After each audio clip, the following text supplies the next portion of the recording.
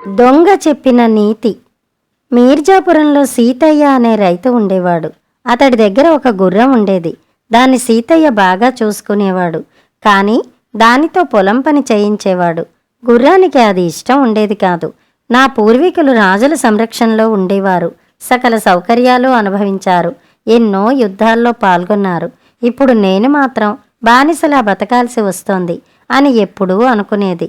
అందువల్ల ఎలాగైనా అక్కడి నుంచి బయటపడాలని ఆలోచించేది. ఒకరోజు సీతయ్య ఇంట్లో ఓ దొంగ వచ్చాడు. ఆ సమయంలో సీతయ్య గాఢ నిద్రలో ఉన్నాడు.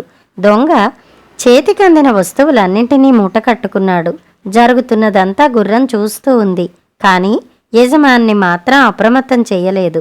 తన పని ముగించుకుని వెళ్ళిపోతున్న దొంగతో, అయ్యా, అదే చేత్తో నా కట్లు విప్పదీయండి అని బతిమాలింది గుర్రం. దానికి దొంగ, నీ కట్లు విప్పితే నాకేంటి లాభం అన్నాడు. అప్పుడు గుర్రం ఏమీ ఆలోచించకుండా, కావాలంటే నన్ను కూడా నీ వెంట తీసుకెళ్ళు, జీవితాంతం నీకు సేవ చేస్తూ పడి ఉంటాను అని ప్రాధేయపూర్వకంగా అడిగింది. దాని మాటలు విన్న దొంగ ఒక్క క్షణం ఆలోచించి చిన్నగా నవ్వాడు. నేను దొంగను, నీకు ఆ విషయం ఇప్పటికే అర్థమై ఉండాలి. నేను దొంగతనం చేస్తున్నానని తెలిసి కూడా నువ్వు నీ యజమాని నిద్రలేపలేదు అంటే నిన్ను పోషిస్తున్న యజమాని పట్ల నీకు కృతజ్ఞత లేదు. నీలాంటి దాన్ని వెంట ఉంచుకోవటం ఎప్పటికైనా ప్రమాదమే అని అక్కడి నుంచి వెళ్ళిపోయాడు. దొంగకు ఉన్న నీతి కూడా తనకు లేకపోయిందే అని విచారిస్తూ గుర్రం మౌనంగా ఉండిపోయింది. ఆ తర్వాత నుంచి అది యజమాని చెప్పిన పని చేస్తూ కృతజ్ఞతతో మెలిగింది. కథ సమాప్తం. అవి బుద్ధుడు మగధ దేశంలో విహరిస్తుండే రోజులు. మగధ దేశంలో పలు గ్రామాలలో విహరిస్తూ అక్కడి ప్రజలకు బౌద్ధం గురించి వివరిస్తూ వారి జీవితాలను శాంతిమయం చేస్తున్న రోజులు. అలా ప్రయాణిస్తూ బుద్ధుడు ఓ గ్రామం చేరాడు. బుద్ధుడి రాకకు ఆ గ్రామంలో ప్రజలంతా సంతోషించారు. గ్రామ ద్వారంలో పెద్ద మంటపం ఏర్పాటు చేశారు. బుద్ధుడికి అతని శిష్యులకు మర్యాదలు చేశారు. దానాలు ఇచ్చారు. బుద్ధుడికి ప్రణామం చేసి అతడి పలుకులు వినాలని ఆసక్తితో కూర్చున్నారు. అయితే అక్కడ మూగిన వాళ్లలో అధికులు ఒళ్లంతా గాయాలకు కట్టే కట్లతో ఉన్నారు. అది చూసి బుద్ధుడు అడిగాడు, ఏం చేశారు మీరు? ఇంతమంది ఇలా గాయాలతో ఉండడానికి కారణం ఏమిటి? వాళ్ళు ఒకరి మొహాలు ఒకరు చూసుకున్నారు. చివరికి వారిలో ఒకడు ధైర్యంగా చెప్పాడు, మేము అడవిలోకి వెళ్ళి పని చేస్తాం. అడవిలో మమ్మల్ని సరిగా పని చేయనీయకుండా దోమలు కుడుతున్నాయి. వాటిని కొట్టడంతోనే మాకు సమయం సరిపోతోంది. అందుకని దోమల పని పట్టాలని నిశ్చయించుకున్నాం. మేమంతా విల్లంబులు తీసుకువెళ్ళి దోమలపై వేశాం.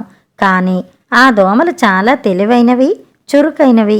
అవి బాణాలు తగలకుండా తప్పించుకున్నాయి.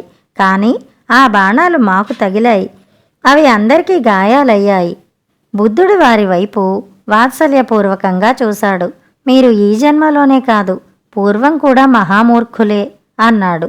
వాళ్ళంతా ఆశ్చర్యంగా చూశారు బుద్ధుడి వైపు. అదేలా? ఆ పూర్వగాథ మాకు తెలపండి ప్రార్థించారు. వారి ప్రార్థనను మన్నించి బుద్ధుడు వారి పూర్వగాథను చెప్పడం ప్రారంభించాడు. అది బ్రహ్మదత్తుడు రాజ్యం చేస్తున్న కాలం. ఆ కాలంలో బోధిసత్వుడు వ్యాపారం చేస్తూ జీవికను సాగిస్తుండేవాడు. ఆ గ్రామానికి సరిహద్దు గ్రామాలలో వడ్రంగులు అధికంగా ఉండేవారు. వారిలో ఓ వడ్రంగి తన పని తాను చేస్తుండగా ఓ దోమ అతడి నున్నని బట్టతలిపై వాలి కుట్టింది. అప్పుడతడు పక్కనే పనిచేస్తున్న కొడుకుతో అన్నాడు, బాబూ, నా తల మీద దోమ కుడుతున్నట్టుంది, దాన్ని తోలు అన్నాడు. ఆ పిల్లవాడు చూశాడు. తెల్లటి బట్టతలపై నల్లటి దోమ స్పష్టంగా కనిపిస్తోంది. నాన్న, కదలకు, ఒక్క దెబ్బతో దోమ పనిపడతాను అన్నాడు. పక్కనే ఉన్న గొడ్డలి తీసి తండ్రి తలపై బలంగా కొట్టాడు. దోమ ఎగిరిపోయింది. తండ్రి తల 2 ముక్కలయింది. ఇదంతా బోధిసత్వుడు చూశాడు. తెలివి ఉన్న శత్రువు కన్నా తెలివి లేని మిత్రుడు ప్రమాదకరం అనుకున్నాడు. అక్కడి నుంచి వెళ్ళిపోయాడు. కథ చెప్పి బుద్ధుడు వాళ్ళ వైపు చూశాడు. తెలివి లేని వాడిని అదుపులో పెట్టాలంటే దండన భీతి ఉండాలి. అది లేకపోతే వాడు ఇష్టం వచ్చినట్టు ప్రవర్తిస్తాడు, అనర్థానికి కారణం అవుతాడు. కాబట్టి తెలివి లేని వారికి దూరంగానైనా ఉండాలి, లేదా వాళ్ళని అదుపులోనైనా పెట్టాలి అని బోధించాడు. అది బుద్ధుడు జేతవనంలో విహరిస్తున్న రోజులు. బుద్ధుడు ప్రశాంతంగా ధ్యానం చేసుకుంటున్న సమయంలో అనాథ పిండిక శ్రేష్ఠి రోదిస్తూ ఆయన దగ్గరికి వచ్చాడు. విషయం ఏమిటని అడిగాడు బుద్ధుడు. కన్నీళ్లు తుడుచుకుని శ్రేష్ఠి జరిగింది చెప్పాడు. నాకు రోహిణి అని ఓ దాసి ఉంది. దానికి తల్లి ఉంది. ఆమె ధాన్యం దంపుతూ అలసి పక్కనే పడుకుంది. కానీ దాన్ని నిద్రపోనీయకుండా దోమలు కుడుతున్నాయి. దాంతో అది కూతుర్ని పిలిచి ఈ దోమలను తోలు అని చెప్పింది. తల్లి మాటలు విన్న కూతురు అలాగే అని ధాన్యం దంపే రోకలితో తల్లి ఒంటి మీద దోమ కనిపించిన స్థలంలో రోకలితో బలంగా బాదింది. ఆ దెబ్బలకు దాని తల్లి మరణించింది. అది పెద్దగా ఏడుస్తుంటే వెళ్ళి చూశాను. దహన సంస్కారాలు చేశాను. కన్నీళ్లు కారుస్తూ చెప్పాడు శ్రేష్ఠి. బుద్ధుడు అతన్ని ఓదార్చి చెప్పాడు. ఆమె ఇప్పుడే కాదు, గతంలో కూడా ఇలాగే చేసింది.